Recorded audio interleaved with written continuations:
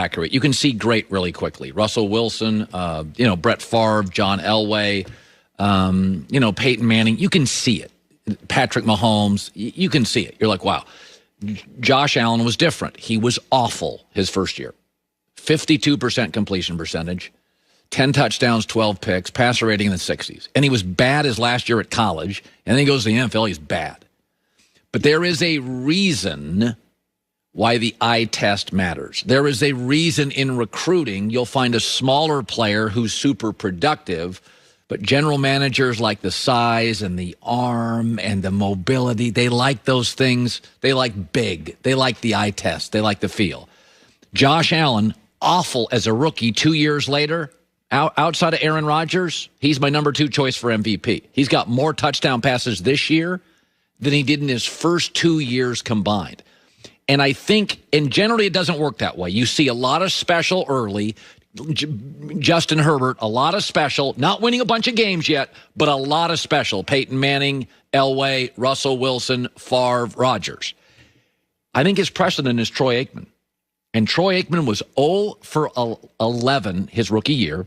He had 9 touchdowns, 18 picks, a passer rating in the mid-50s, and completed barely 52% of his throws. Troy was bad. And Josh Allen was bad. But they had something in common, and this is why the look, the size, the arm, some of this stuff's not quantifiable. It's just, it looks like it should work. Troy Aikman looked like he should work. Have you ever been around Troy Aikman in a T-shirt? A couple years ago, I bumped into him. He was out to dinner, and Troy's just big. He got big hands. He's got big chest. Troy's just big. Troy looks like an NFL quarterback for the Dallas Cowboys. If you drew a picture of him, you're like, yeah, what's that guy do for a living? He's a quarterback for the Dallas Cowboys. He looks like a quarterback. Josh Allen, big, strong kid. Dad's big. Josh Allen's big. He looks like a quarterback. They both had one thing in common. They were awful their rookie year. But the reason GMs and people fall in love with sort of the size and the arm is if you can just get 3 things right. And Josh Allen and Troy Aikman, 3 things got right. You got him a great young coach, Sean McDermott, Jimmy Johnson. So you got him a good coach. You got him a sharp young coordinator, Norv Turner, Brian Dable. And you got both. They both popped when you get them a developing or a star go-to wide receiver. Every Sunday, they got to take it off the top guy, Stephon Diggs and Michael Irvin. And you get the coach right, you get the day-to-day coordinator right, and then you get him a guy that Troy and Josh are driving to the arena, and they know, my guy is better than anybody they got covering my guy. And I'm going to throw it to him about 9 times, I'm going to hit him about 7, and he's going to break 1 or 2. And when I look at Josh, I see a lot of Aikman where it's usually not that bad for the all-time talents as rookies. You see a lot of stuff that's very encouraging. And with both, it was really kind of a mess. You get the coach, you get the coordinator, you get the go-to wide receiver. And 2 years later, Aikman was a Pro Bowler. 3 years later, he was winning Super Bowls and was America's quarterback. And this kid it's crazy. I mean, he is out of this world good. Arm, size, look, cannon, risk taker, a little cocky, just a little cocky. Like Mahomes, he plays with a little, I don't like swagger, just a little cocky. I'm going to make the throw and kind of turn my head a little bit, just let you know, wasn't that hard, I could do it again. Joy of the news. No. Turn on the news. This is the Herdline News. So before we get to the Herdline News, a little bit of breaking news. Mason Rudolph will start Week 17 for the Steelers against Cleveland. Browns by 30. So even if the Steelers lose, they can't drop lower than a 3 seed. So it doesn't matter. They'll have home field for their first game, and regardless. And Cleveland needs to win, yes, and just came off a stinker. So it's at Cleveland. The line was 6.5. I'd be shocked if it didn't move to 8 to 8.5. I'll take Cleveland. Yeah, in a round. I would assume so.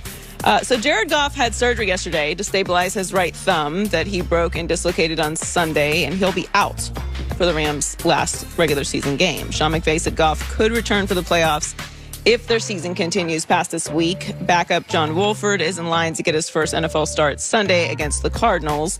If the Rams lose to the Cardinals, they need the Bears to lose to the Packers to still make the playoffs. I think that's going to happen. I think the Rams are going to lose to the Cardinals. Yeah.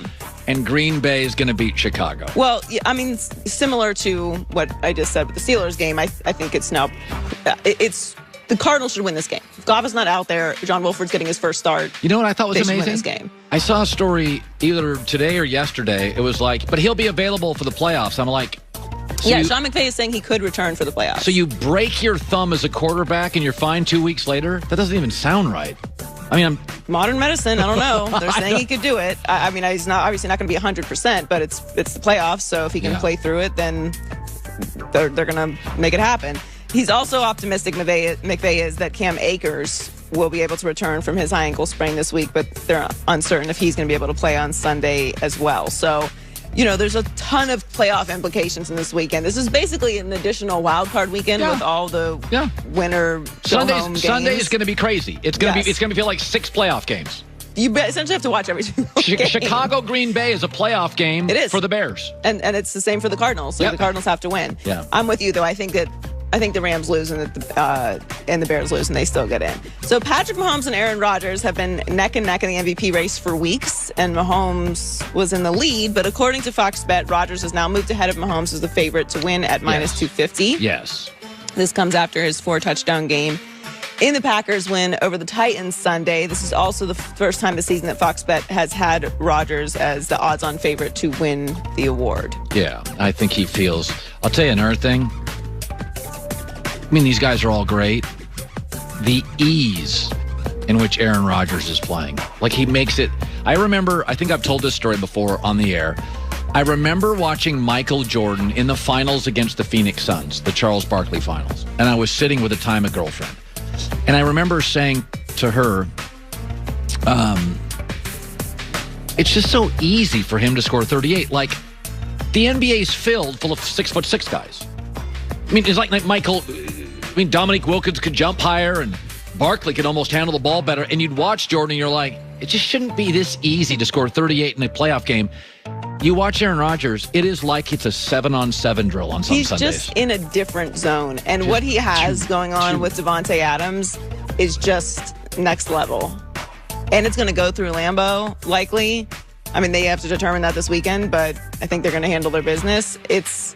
How great is this? Baseball helps the big markets because no salary cap. NBA, there are glamour markets, Miami, LA. We could have the playoffs going through Buffalo, Green Bay, and Kansas City. I mean, it's great. I mean, that's or small market New Orleans. Like, if you look at the NFL's secret sauce, little towns in America could host all the playoff games. The big ones. If you run your organization well, you absolutely can. I mean, you can argue that some of the worst run, but some of the teams that have really been struggling the most are in the biggest cities. Oh, Washington, Detroit, New two York? New York teams. You're absolute. Philadelphia now is kind of a mess. So no, I was thinking about this last night watching Buffalo, and I'm like, this is a little bit of the secret sauce of the NFL, where everybody in America, regardless of where you live, you don't feel you have to overcome anything in the NFL other than let's just not have a crazy owner.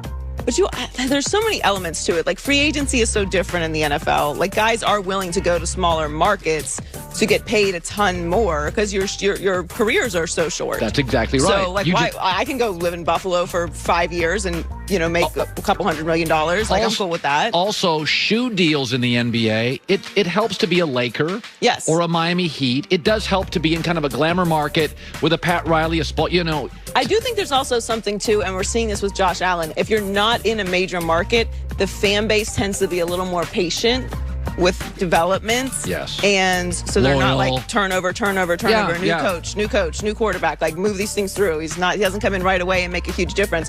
There's a little more patience there, and Buffalo's really showed that, because you were just talking about Josh Allen and the steps that he's taken.